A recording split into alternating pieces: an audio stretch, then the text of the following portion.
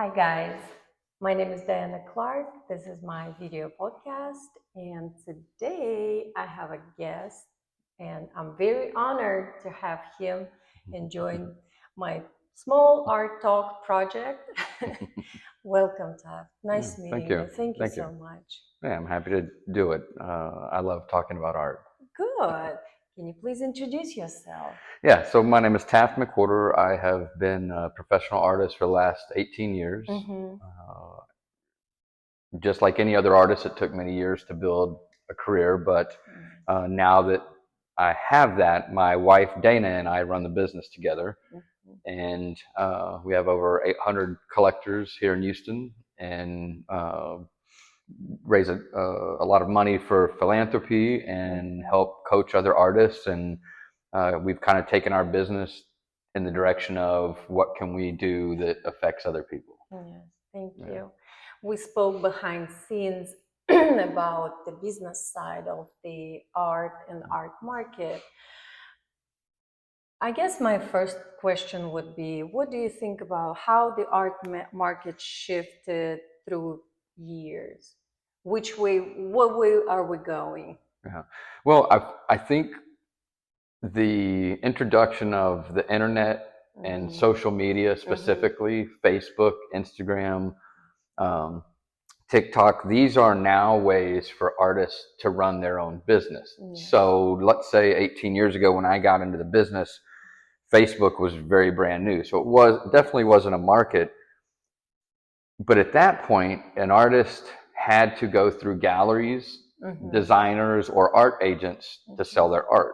For the most part, they could create a community, by meeting people. But for the most part, if they really wanted to develop a career and get a name for themselves, they had to go through this ring of fire of the gallery game. Yes. And art galleries are very hard. They serve a great purpose.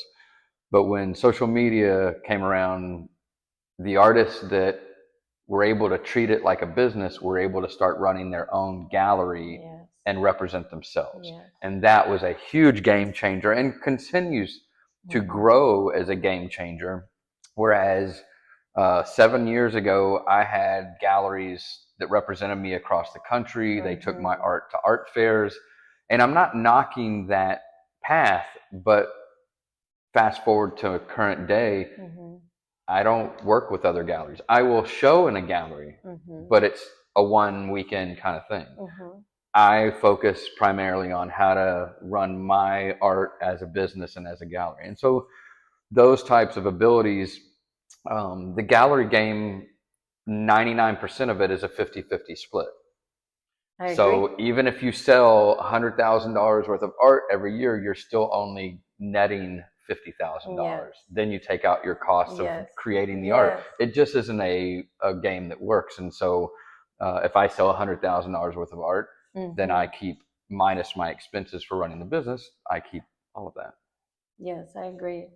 And again, I'm keep on saying it, and you guys know, I don't like, and the phrase of starving artists should not exist, and we should. I don't know how. It's just like something that just needs to be wiped off the art history, I guess. Yeah. Well, I think we all have to starve a little bit in the beginning, but I think what you're referring to is an artist who's been doing it for 10 years and still being referred to as a starving artist. But I think there is a disconnect with artists, and I'm talking musicians, painters, sculptors, everything, of because I have this innate talent that I expect that it should turn into revenue to make a living. And creating the product is only one facet. The other facet of that is extremely important for you to make it, and that's being an entrepreneur. And that is being able to create your product, but also market your product, create an audience for your product. All these types of things that when I coach artists, one of the biggest issues is they spend 90% of the time in the studio painting or sculpting, creating their art, which is great. I mean, we all have to continue to grow. We have to create the product.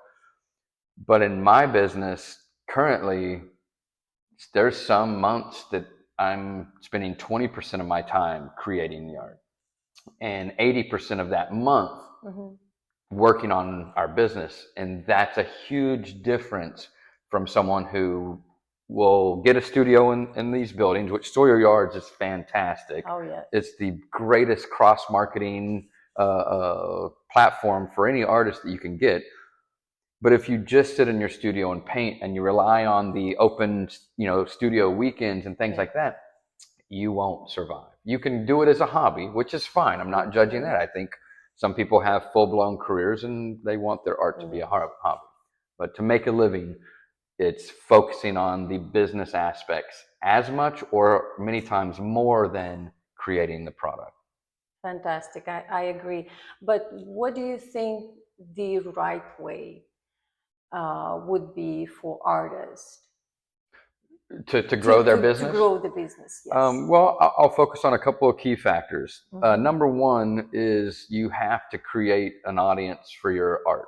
You can market on social media all you want, but if you don't have an audience that is connecting with you, then you're still not going to sell. So how do you create an audience?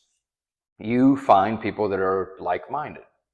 You get out there and engage in the art scene. So you attend other art events. When we have events in our studio, we invite other artists and they come, and what happens is the people in the room are art collectors. So as long as they're present and they meet people, they're going to meet art collectors. And so as you start meeting some of these art collectors and some of these people start buying your art, you start keeping files that track who your clients are. So there's artists that I will coach who've been in the art business longer than me. And my first question is, tell me about your client list. And they say, well, what do you mean? And I say, well, you don't keep track of your clients that have bought your art. And they say, well, why would I? Typically they buy one piece and that's it, which can be the case. More often than not, the people that buy one piece, if you stay in contact with them, they will buy a second piece. I have people that have been collecting my art for almost 2 decades who have 24 pieces of my art, and they continue over years, continue to come back and buy. So it's building your audience, but also managing your audience. And so you are constantly sending them emails or texts, inviting them to dinner. But that's part of your job now, to build your art businesses, to make a strong connection with the people that buy your art. Because not only are they going to keep buying, but if you build those relationships, those people are going to start selling your art. Exactly. Not necessarily purposely, but they're going to introduce you to their friends. They're going to invite their friends to your art exhibits, things like that. Another example is Dana and I have a heart for philanthropy. We want to give back and we want to make an impact in our specific or our direct community. And so we donate a lot of art. And so a lot of artists are against donating art because they don't see a benefit in it. So I'm going to tell you right now the big benefit, and this is just one example. You could repeat this in different genres, but with the philanthropic community, you donate a piece of art and you have 2 criteria. One is that you get a percentage back when they sell it. You can start small and say 10%, but something that makes them have a commitment to you, and that you're going to get the information of who bought it, because that is now a collector for you. And so for us, over the last decade, we've added about 150 collectors to our list because of donating artwork. And those collectors come back and buy more. So let's say I donate to a charity. The person buys the painting for $1,000. I've now locked in a client who's valued at they'll buy a $1,000 piece of art. So then they come back to my studio and there's a $2,000 painting. They buy that. So I track all of these different sales. And so if someone comes and buys a painting from a gala later on, I track that in its own column. And so there's some years that 40% of our revenue comes from residual business from those people that bought a painting that we may have donated 100%, but they came back and bought something from us. But again, just like all the galas, you can pick out different communities in Houston, and let's say that you are a big baseball fan. Well, then you focus on that baseball community. But you have to build your list. Like I said, we have over 800 people that have bought my art at this point, but we probably have 2,000 people on our email list. So we're constantly trying to grow that list.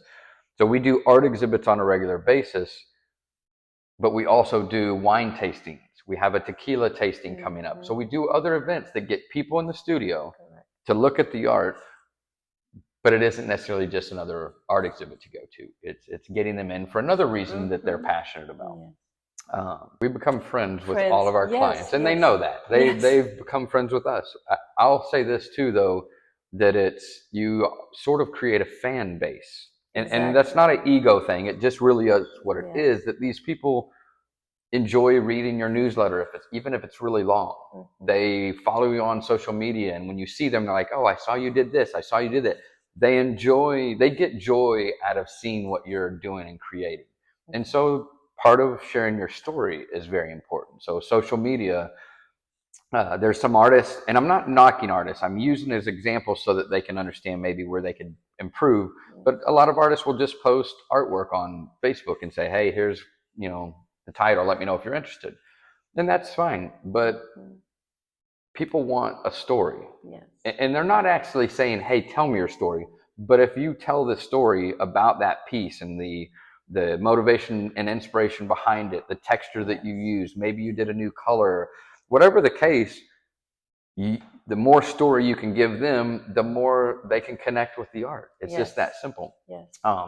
But it's even as an artist. So don't just post your artwork, post pictures of you doing your art, creating your art. If you're working on a mural, it's images of you working on that mural outside. We do book signings for these book projects that we do, and you post all of that. And again, it's giving people something besides just the artwork. It's giving them your personality. And there are people out there that have similar passions and personalities, and they're going to connect and want to follow. I agree. And it creates loyalty on both sides, artists and collectors, right? My question is, do you believe that collectors buy art not only as an art, but from the person perspective?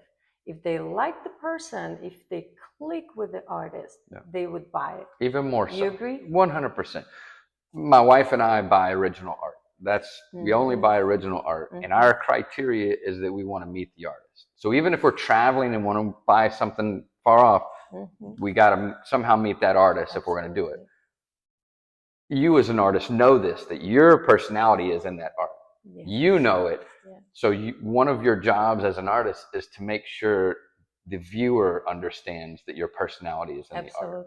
And so by giving more of your personality through social media or meeting them in person, all of those aspects, I think, play a vital role in someone buying art. So now there are people that buy art without meeting the artist. That happens all the time.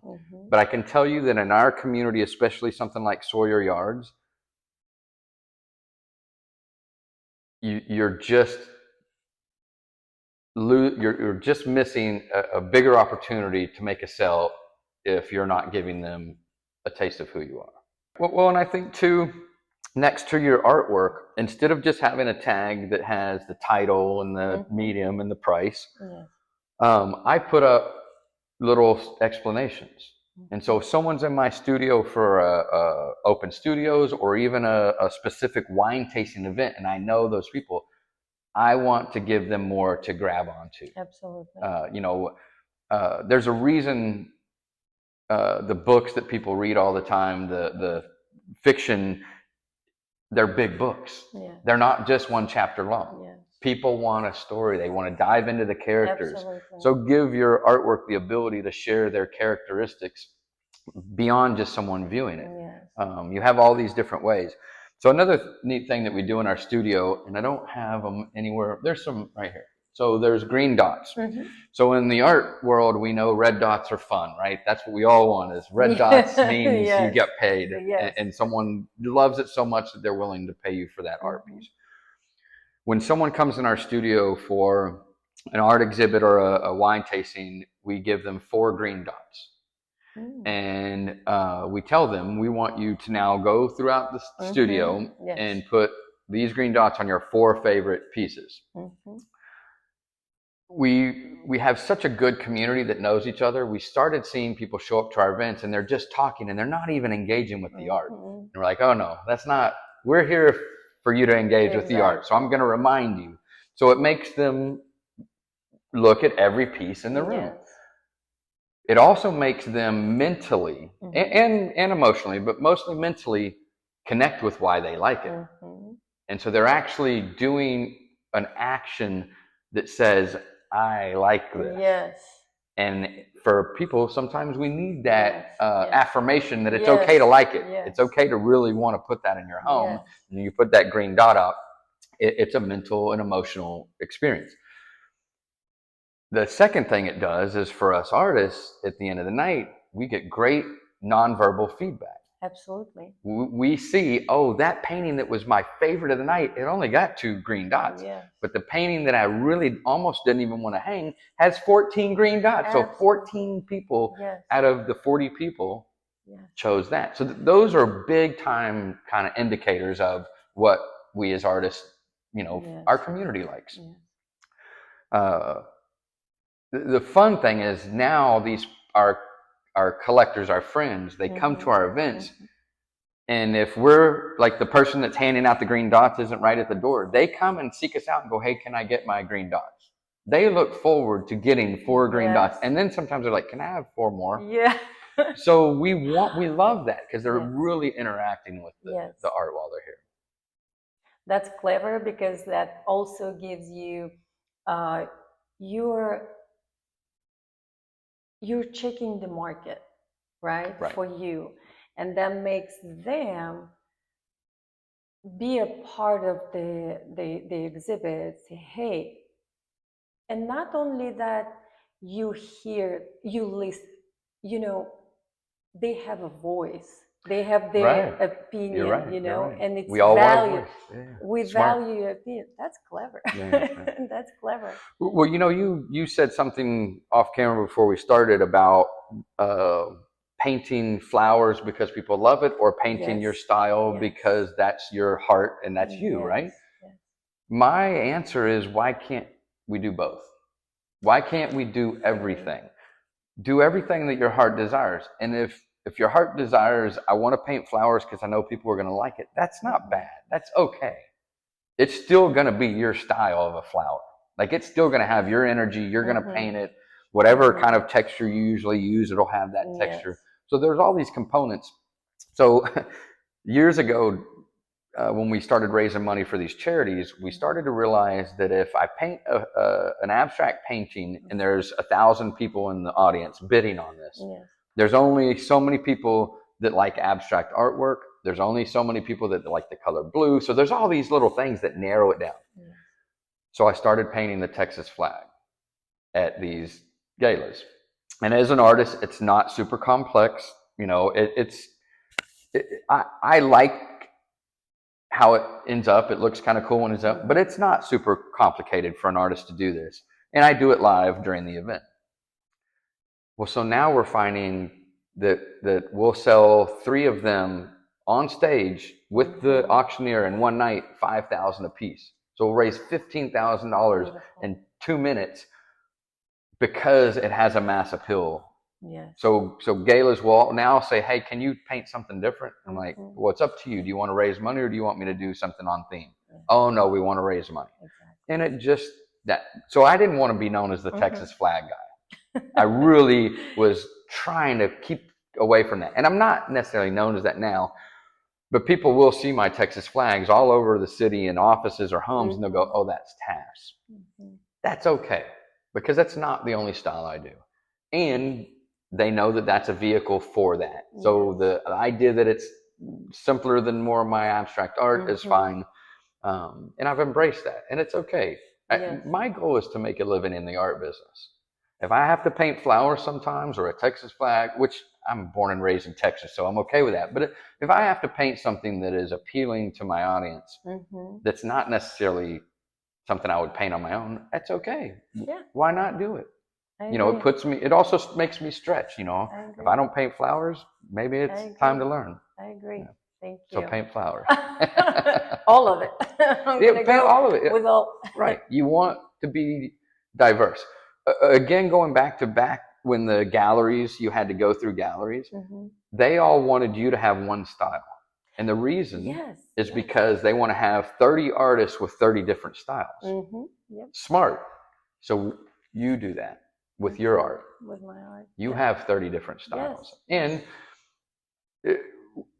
people would come up to me and say, "Hey, do you do portraits?" And I would say, "It's not really my thing, but I'm going to, refer you to an artist friend that does it."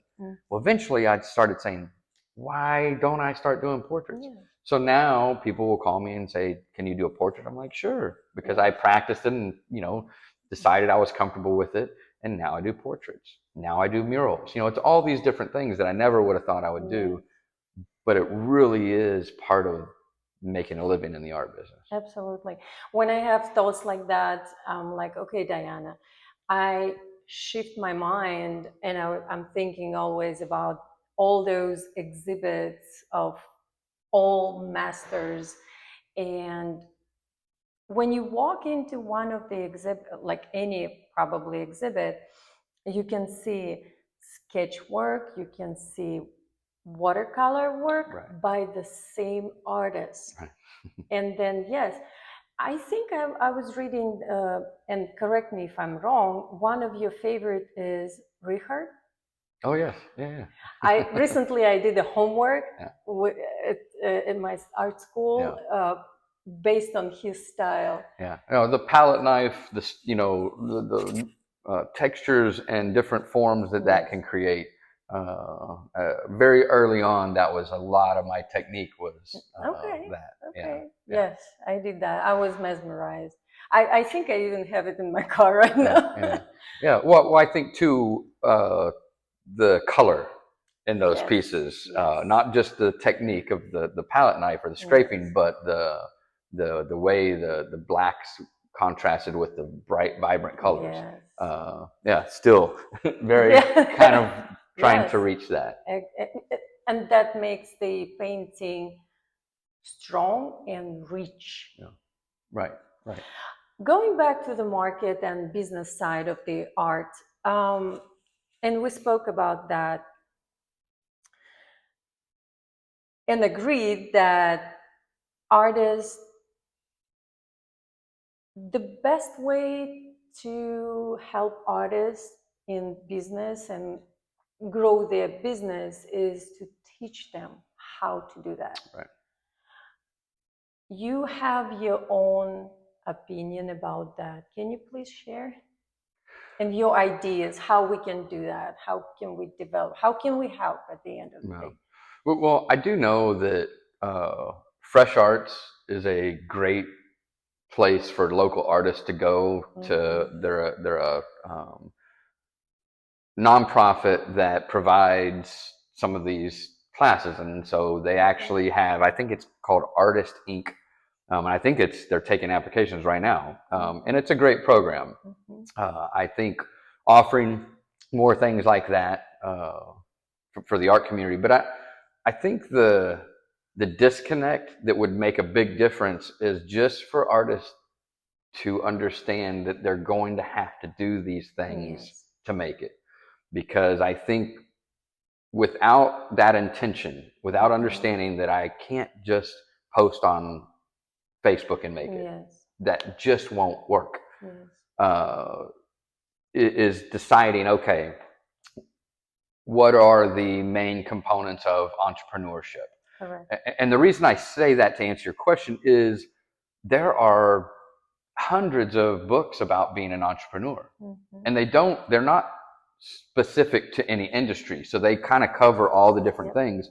And so a lot of times I'll tell artists, I'm going to tell you what I know and what I've learned, but what I've learned is only right here. Read a book about business and apply it to all the different facets of the art business. You have to do marketing, you have to do customer management and customer connecting. You have to do QuickBooks. You have to do your accounting. There's all these different things that, as an artist, that we don't really think about.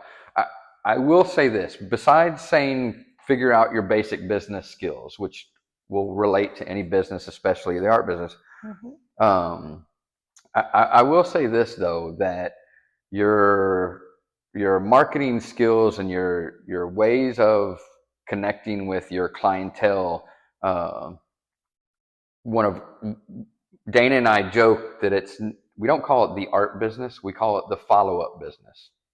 And that, if I could share one component that I think artists would immediately start to get a financial benefit from, is follow up with your conversations and try and close it as a sale. And do it all the way until someone says, I'm not interested.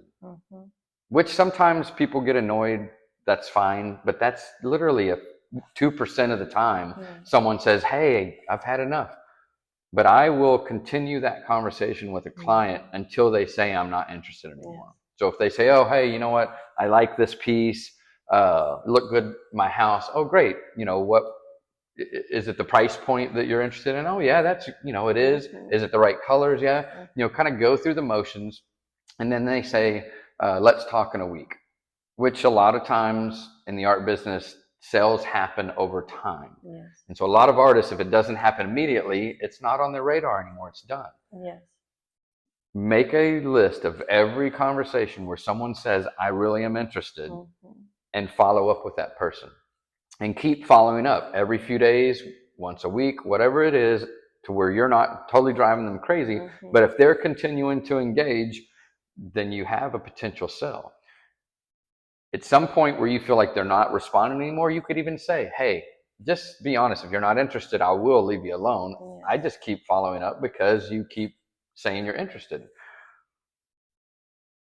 I would guess that a large percent of sales do not ever end up happening because an artist just stops following up. You have to realize that these people have their own lives. And if they say, contact me in a week, a lot has happened in their life in that week. And this art sale is not on their radar anymore. You have to put it back on their radar. Just because they don't follow up with you or respond immediately doesn't mean they're not interested. I have sales that sometimes take 6 to 8 months to close, whereas most artists would have just given up forever. But these people kept saying, hey, give me another month. I'm out of town, follow back up with me.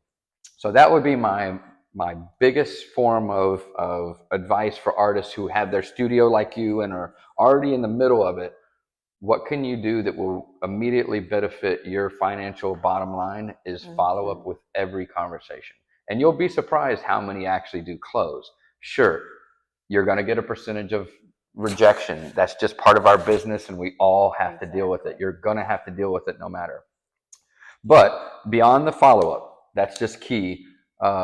Is my number one priority when I coach artists is that I tell them, and I repeat it every time we talk, what's your number one priority?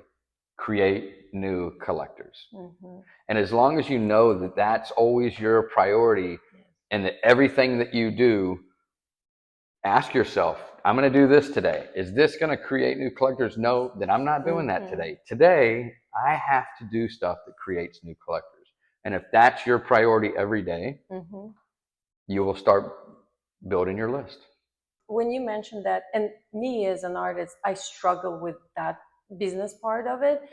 And for me, that's because art is something personal, and business, you kind of have to separate yourself. And if the rejection comes, nothing personal. Right. So that's kind of, okay, this is my art, this is my soul, this is my whatever I'm going through, right? And then they say, no, we don't need it. You're like, oh. So that's the...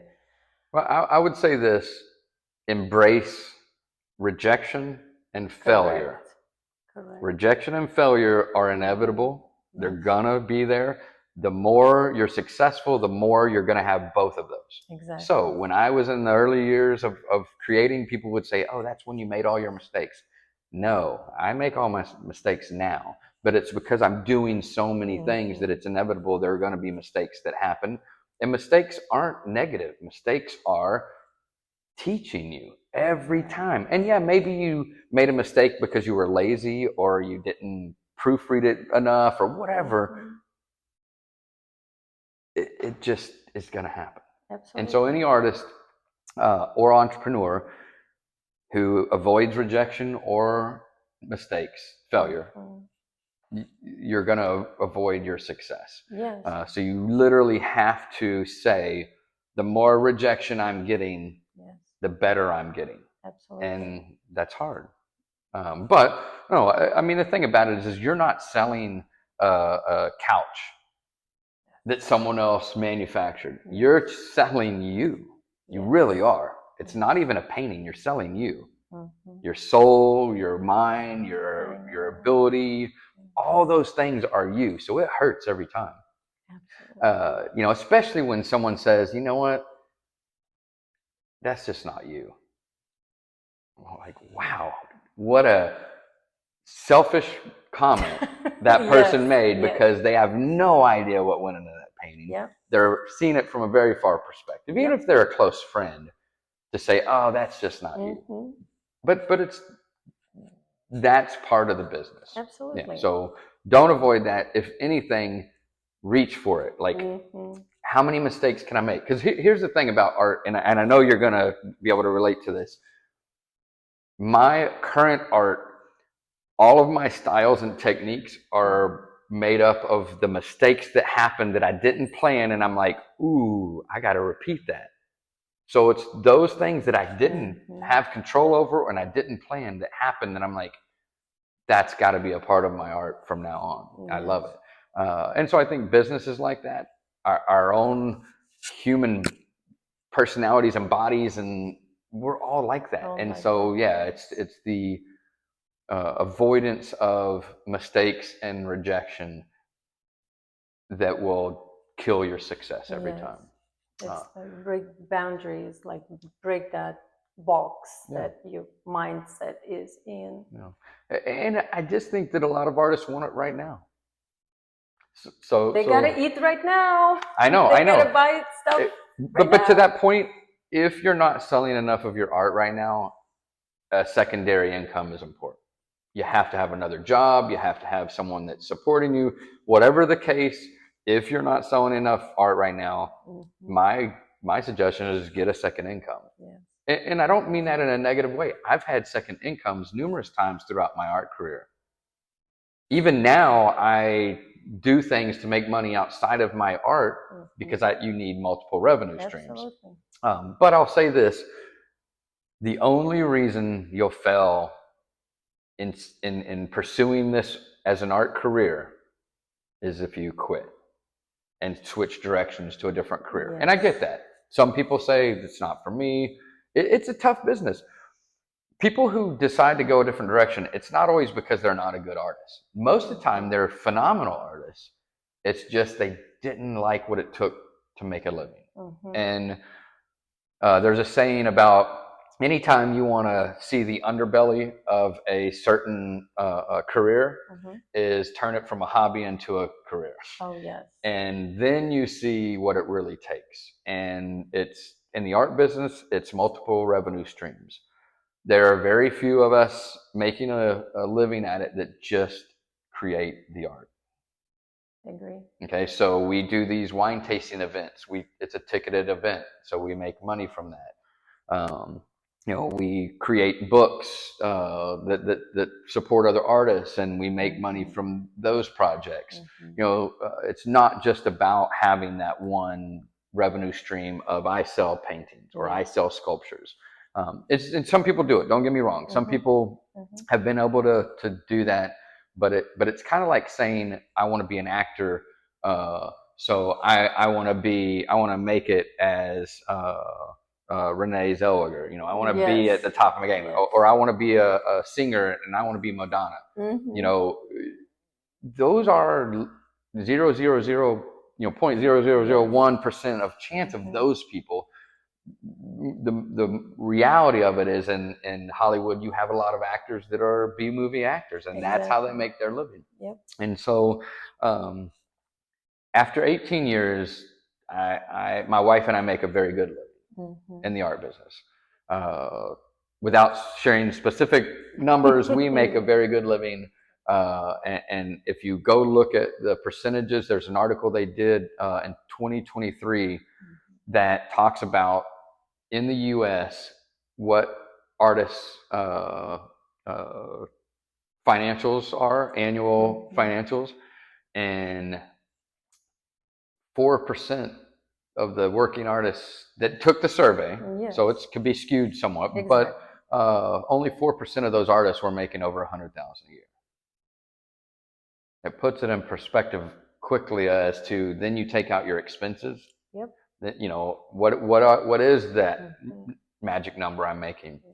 You know, another deterring factor of artists who, you know, are like, I want to do this, and then they look at the numbers and go, okay, well, if I want to make $10,000 a month. Well, that means I got to sell 10 $1,000 paintings every single month.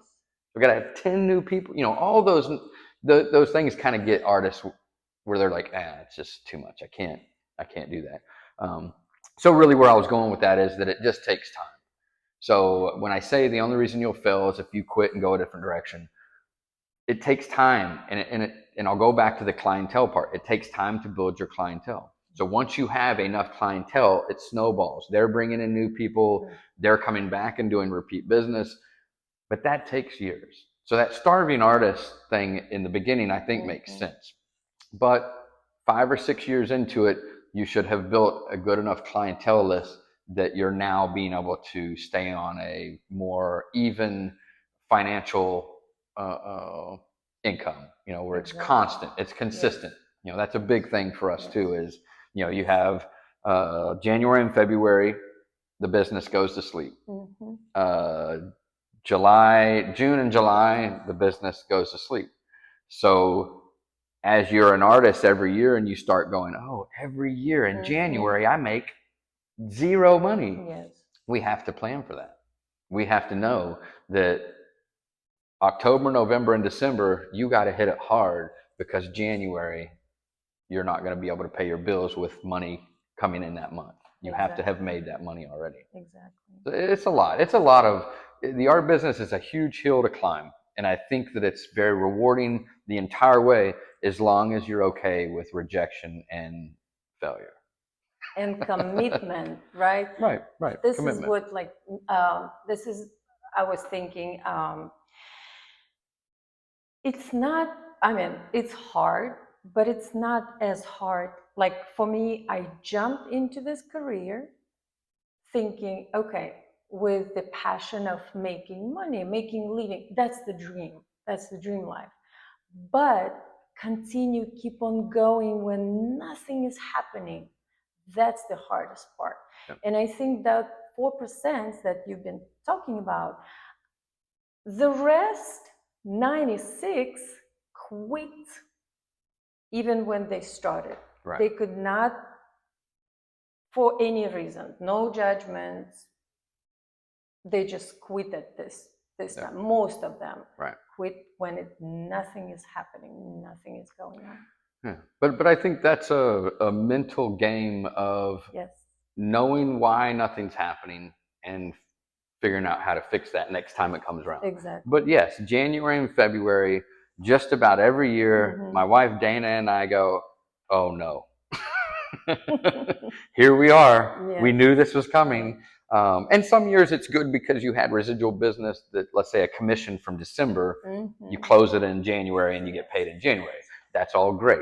But at the same time, it is almost every year that the numbers, well, and so I track all of my numbers. And so I can see January is my worst month every year, but July is pretty bad, and so knowing those, but knowing that March and November are usually our biggest months, you get ready for that. You plan a bunch of events in March, and you have new work that's ready in March. But you also know that in January and February, you're going to have to do a lot of social media. You're going to have to do a lot of reaching out to people. A neat thing that we did that's my wife Dana came up with was during when we had the fire in the building and we lost everything and we're out of the studio for a year. Everything I've been talking about is connecting with your clients, right? We couldn't do that. If we did something off site, not as many people would show up. So it was really difficult to connect with our clients. So Dana came up with we call dinner with friends. So we handpick the clientele that we want to invite to the dinner. They know that it's Dutch, so everybody's going to cover their own bill. This isn't just us paying a whole dinner. We'll typically have 5 couples and then us. Dana will get pictures of them from our events or social media, and she'll make a little frame and to put it where people are supposed to sit. I do hand-painted champagne flutes, and so they have that right next to their little frame when they walk in. We've connected with local businesses who give us a private room to do it for free. So it's very, very posh and, personal. And we get to be face to face. And so you know what ends up in those conversations over dinner? Hey, I want to talk to you about a commission. And so we realized that it's not just the art exhibits and so on. So even now that we're back in our studio, about once every other month, we do a dinner with friends. And it always leads to something, inevitably. And it makes them feel special. I mean, we want to, they are special. They've been really good to us. So kind of thinking in regards to kind of getting started and making sure that you don't quit. I would have a goal, and this is something that it's kind of like create new collectors, but this is one step further. Have a goal of creating 50 new clients each year. And that may be hard eventually, in the beginning, but maybe in the beginning you say, all right, my initial goal is 20 new clients a year. I've got to sell 20 paintings to new people every year. But you're going to keep that contact information on a list. So let's say the first year is 20 people, you did it. Next year you say 30 people, and then the third year you say 40 people. So that adds up to 90 people. So in 3 years, you've now created 90 new collectors that you're keeping up with. In your 4th year, you're going to be busy keeping up with those clients. And those clients are going to do return business. So whereas their first year, you didn't have a lot of people buying art, in your 4th year, you've got 90 people that will come back, that will bring their friends. And they don't always end up like that. Some people buy a painting and then you never see them again. But that's very uncommon in the art business. It's way more common that people are going to start really supporting you. So to kind of bring it down to the simplest level of how do I start right now building my business, have a goal of I'm going to this year create 20 new clients. And so it's not just you say it and it happens magically. The magic of it is because you say, I got to create 20 new clients, now figure out how to do that. How are you going to do that? Our schedule, we typically host a dozen events in our studio every year. Like we plan those, we pay for them, we do the guest list, whole thing, about 12 events in our studio every year. We attend and I paint live at 20 to 30 galas every year. I'm in other art exhibits where it's a group exhibit 6 to 10 times a year. So just those 3 things, those avenues, you add them up, and I have about 70 opportunities to connect with someone in front of my artwork. So that's how I'm going to continue. And my goal right now is 50 new clients every year. I have to pick up 50 new clients every year. And we're pretty much doing that. But it's those facets that do it. Yes. Yeah. Work to do, but it all pays off. Right. But I think that the cool thing is that most artists kind of have their groove as far as their art. Like they feel comfortable with it. Now, what do I do with it? And so what I try and give people is what do you do with it? Absolutely. And simple steps and so on. One thing that I do want to talk about. Yes. Because Rozzy, who else? Well, actually, it's Darlene. Several people in your studio are in this book. Yes. But talking about how do I make a career in the art business, Dana and I in 2022 decided we wanted to give our artist friends a platform that gave them credibility, but also led to new collectors, since that's our priority. And so each artist is a Houston-based artist, and the book is 50 Artists Houston. I know this one. Well, a lot of them are from Sawyer Yards because that's our community. So this is not a top 50 artist list. We didn't want to do it that way. There are artists in this book that are in their first year of creating, all the way to David Addix, who's 98 years old and is still creating. But we gave them an 8-page layout. It talks about their art. It shows images of their art. It talks about their processes, all this kind of stuff. And so we do book signings with it. And so all the artists show up. They're sitting there, and people are walking up to them and going, here's your chapter. Sign it and tell me about your art. And so there's a lot of artists that have sold art from this. By the way, you cannot get this online yet. We're about to start marketing Volume 1 and Volume 2, which comes out this fall. So we'll have 2 different books. The only returning artist, just out of being honorable to him, was David Addix. And so he's in both books. But there are 49 other artists in each of the other books, or both books. And so altogether, it's 99 artists. And a lot of the artists not only they're all from Houston, but a lot of the artists are from our community, because that's really how we picked artists, is just who do we know? Who do we, whose art do we like? All that kind of stuff. So I'm going to put it out there, Diana. Volume 3 is in 2 years. So we'll talk. Yes. But the reason I really bring that up, not only to kind of put a spotlight on these artists that are in the book, but also to say this is another way that Dana and I make money. Yes. Now, in the beginning, when we were making the book, we put our money into it, and we were, we lost money in the beginning. But now that we have a second book coming out and royalties and all that kind of stuff, eventually we'll start making money from this book, and it'll be an ongoing project. But if you're going to be an entrepreneur in the business, it takes more than just your selling your art one piece at a time. That's great tips. So much information that I needed, and I'm just sitting goosebumps like a SpongeBob. That means a lot. I appreciate that. That's thank good. you. No, that the best advice anyone can get and in art world is from the successful artist who lives basically a dream life, right? Yeah, right. Existing in the community and supporting. That's and when you bring people together, it's all that, I don't know, vibes, vibrant people, vibrant art, all around you and Dana. It's just beautiful. Good energy. Yes. Good people. We gravitate towards people who are really just passionate about life. Absolutely. In general, and art is one of those fun, passionate things.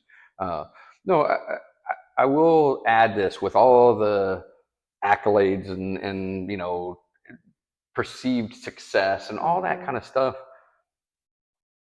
There's 2 things I want to say. Number one, I want to repeat, I said this earlier, I do what I do because I want to live the life I live.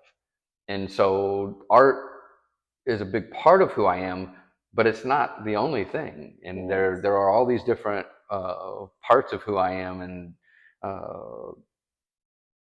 all of those can enhance and benefit the art business. And so it doesn't have to just be the art. You know, be yourself. That's really what I'd like to say. Authentic. Yeah, just be you, and you will really, you'll find happiness in that. But my last thing is I want to be realistic too. Yes, all this can happen. All of it's great. I love what I do. I love the life that we lead, but it's hard, even to this day. So COVID was tough on the whole art community. Yes. Well, right as COVID was kind of fading out a little bit, we had the fire in our building and we lost everything. And so we did. We threw, everything was smoke damage. We threw everything out 100%. And since then, all of those things, we've had about 5 years of a struggle that we hadn't had prior to that. So 2017, 18, 19, we were living the high life. We were just it wasn't just six figures. It was just, we were crazy, success and everything. But the last 5 years have been more like our first years in the art business, financially. And so it is something to understand that just because I've been doing it 18 years and have had certain success, we still fight every day. Now we love it. I'm not knocking that, but I want artists to know that there isn't this, you hit this level and it's just an easy thing. We probably work harder now on building the business than we did 10 years ago. And we're so much further along. Yes. But I think it's just the journey. And that's what I think a lot of people miss out on is your first few years in the art business, they're going to be a lot of rejection. You're going to feel not worthy. Should I be doing this? All those questions. But the irony is those questions don't go away. You may get more confident. You may have more history to pull from and say, it's okay, I've accomplished all this. It's okay. But you're still going to go through those struggles. And I guess my point of saying all this is, whether you're in the beginning or not, embrace those failures, embrace those rejections. That's really what life is about. Yes. It's not the success. The success isn't what you're going for. It's the experience of life. And that comes with all the other stuff. I agree. Last question. Yes. Yeah. If you would pick any artist in the entire world from the beginning of humanity to have a collaboration with, who would that be? All right, I'm gonna give two, and it'll be kind of cheeky, but it also gives you a sense of my life with Dana. So my first answer is Dana. Wow. We've started doing collaborations, and I've done collaborations with so many artists, friends, and a lot of them are in this room on the wall. I love collaborating because it's really two personalities trying to create something beautiful. It's fun, yes. But my wife is just my best friend, and I think so much of her that when I see her do art that she's happy with, it makes me super happy. So we've enjoyed collaborating, and it's hard to. But to go more towards the question that I really think you're asking, it would be a quick answer. I knew it as soon as you started asking the question, but I'd be so intimidated because it's such a different style, and that's Dali. Salvador Dali, because of how he lived his life, he just was himself in every aspect. Yes. He just always was himself. But I have such a fascination with his art. There's such, like the story, yes. There's such depth in his story of his art. But that's not how, I'm not good at that. Like the realism and just how he painted, I struggle with that. And so, but that's who I would love it. I would just absolutely, just being in the same room and I know collaborating with him, not even the outcome of the art. I wouldn't even care about that. It would be the experience. But I will say this, that I've also really enjoyed collaborating with David Addicks. And so in my mind, David Addicks is kind of like our Dali or a Picasso in Houston, right? He's been through it all. He's met Dali and Picasso. So it's our connection to those artists. But David's style is very old school, traditional, and we've collaborated on about 20 paintings at this point. Oh, wow. And they're so difficult because I have to really change his style to get my personality into it. And when that happens, it's not his style anymore. So anyway, that's very intimidating. But so I'm 55 now, he's 98. So we have a pretty big gap of lifespan in between us. And so I think it's not just two personalities, but it's two age groups that are so different and that schools it draws and skills and yes. all that. So but I love the question, because collaboration, it's so rewarding when it's two people that really enjoy collaborating. Thank you so much. I enjoyed it. Like, I appreciate it. Thank you. I wish you all the best.